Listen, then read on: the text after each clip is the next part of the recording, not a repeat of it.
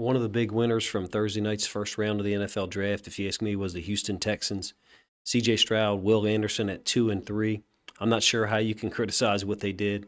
After about 2 weeks of disinformation from the Texans or Vegas manipulation or maybe both, C.J. Stroud going to the Texans just made the most sense. I think there was a lot of people who said that even in the midst of all of the discussion about S2 scores or whatever with C.J. Stroud, they went out and got one of the most accomplished quarterbacks in the draft and one of the most the most accomplished defensive player, D end outside linebacker, and Will Anderson.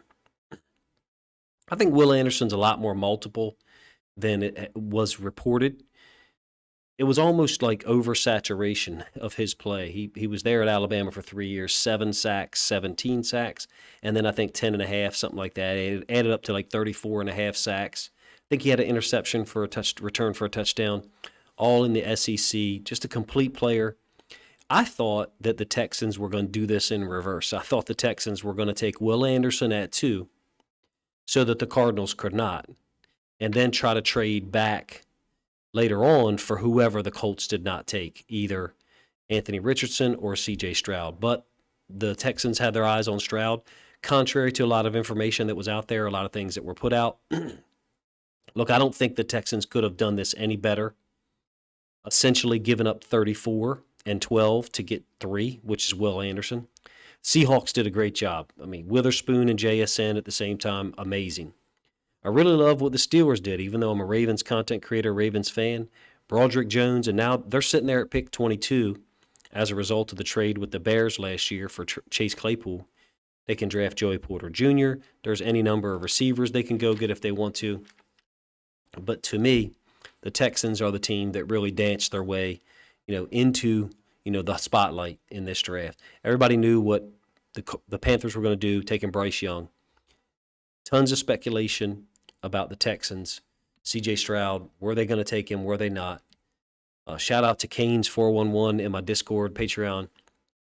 Texans fan who holds it down among 70, 75 Ravens fans and always acts respectfully and just brings positive energy about his team. I'm really excited for the Texans and for him especially because I think that they're building something great there. Look, they got 2 incredibly talented players from some of the best programs in the country. Georgia notwithstanding, obviously being back-to-back national champions, but Ohio State and Alabama is as good as it gets. And the Texans traded away 33, not 34, I misspoke a minute ago, which was a very coveted pick, and 12 to move back in at 3. I thought they controlled the draft and just really removed all doubt here, meaning they didn't want to give anyone the opportunity to take Will Anderson, and they weren't going to take Will Anderson at 2 and give anyone the opportunity to take C.J. Stroud. It sounds plausible that they didn't want Stroud to be in their division, but now they got to deal with Anthony Richardson twice. And if you ask me, by drafting Anderson, and you got Jerry Hughes on the other side, of course, I know he's 34 years old, but he had a nice season last year in 2022. They got the guys that can rush the passer. Panthers set this all up by taking Young, and for me, the Texans just knocked it out of the park. In a draft preview video, like I said, I thought they were going to do it the other way around.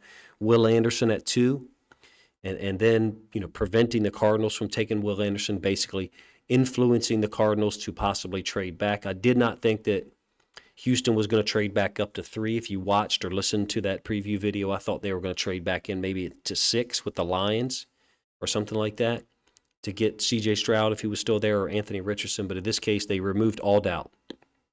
Seems like the trade between the Cardinals and the Texans was probably agreed upon before the draft because it happened so quickly. And then Arizona traded back in at 6. So it seems like to me they had it agreed upon. I think the Texans come out of this great. D'Amico Ryans has a defensive building block in Will Anderson. Talented, versatile, very experienced. Played inside some, played a lot of outside linebacker, edge rusher, if you will. D'Amico Ryans can add him with Jalen Petre, who 140-plus tackles, 5 interceptions, unheard of production for a rookie safety. Derek Stingley Jr., didn't perform to the level that some people had for him in terms of expectations in 2022, but there's still a lot of good film out there. Scheme change, I think, is going to help him out. Christian Harris, Will Anderson's former teammate at Alabama. Jerry Hughes, like I said, 34 years old. Did have 9 sacks last year. I think he had an interception and two forced fumbles. A couple of free agent acquisitions, actually more than that defensively. Denzel Perryman and Jimmy Ward being the main two. They get the quarterback they wanted. Credit to the Texans and or Las Vegas for all the obfuscation about Stroud. And now they're sitting on pick 65 and 73 in round 3. And then they've got a ton of picks, rounds 4 through 7. I think wide receiver is a possibility. I'm glad to see John Mechie, or Michi, however you say his last name, the third. I'm glad to see that he's back working out at the Texans facility.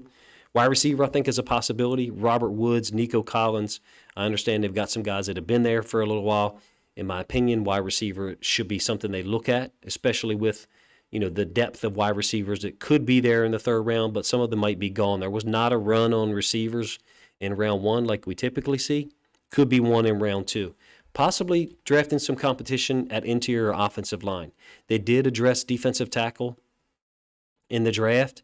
Hughes and Anderson can play outside linebacker, D-end, whatever you want to call it, presumably in a 4-3 front that D'Amico Ryans is going to use. But we all know that most of the NFL spends a lot of time in 11 personnel, so you're in your 4-2-5 nickel anyway. So whether you're a 4-3 team or a 3-4 team, your edge rusher, D-end, outside linebacker is essentially playing the same technique in those situations. Now, when you see 21 personnel, 12 personnel, 22 personnel, stuff like that, situation changes because generally you got your base defense on the field. You guys let me know if you're as impressed as I am with what the Texans did, with the guts that it took to pull this off. In terms of taking C.J. Stroud at 2, I thought that was an easy decision. In my draft preview video about the Texans, I said that multiple times, that I thought this was a no-brainer. And then jumping back in to take Will Anderson, they get the guy they want. Similar to the Lions. Now, I have not heard Texans fans or media say this, but the Lions have said multiple times they do not plan on drafting this early again next year, meaning they plan on winning games. They plan on drafting in the 20s. As a Texans fan, maybe you're not that optimistic. I'll be honest with you, I think your team is closer than a lot of others speculate. I think by getting the quarterback out there, getting a guy who can do 10-plus sacks in a season. Jerry Hughes just gave you 9 sacks, and I thought there was another sack that was called back for penalty by him, but I could be wrong. You're talking about 2 guys on the edge who are capable of rushing the passer, capable of giving you 10-plus sacks in a season. I'm excited to see what the Texans do in rounds 2 and 3, assuming, if they are able to recoup another second-round pick, because like I said, they traded away 33. You guys let me know what you think of the video in the comment section, but primarily, what do you think of the Texans draft?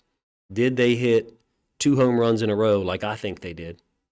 And did they control the draft from the outset? Once Bryce Young was off the board, I feel like the guys they selected, C.J. Stroud and Will Anderson, really were like dominoes that fell and influenced a lot of teams. If the Cardinals hadn't traded back, hadn't allowed the Texans to trade back in, the draft and how it looks for 10 or 12 other teams will probably be drastically different.